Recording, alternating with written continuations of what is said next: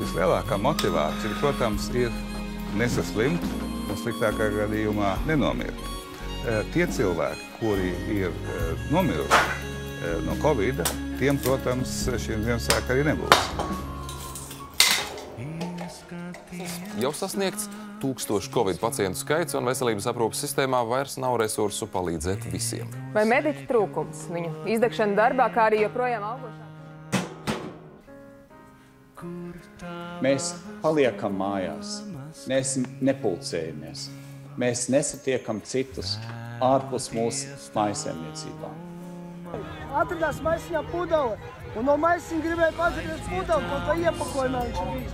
Jā, tur nebija rakstīts, ka jauktī kaut kā nebija. Smalkāks. Līdz ar to tas nozīmē, ka tai maskai nav nekāds jēgas. Es nezināju.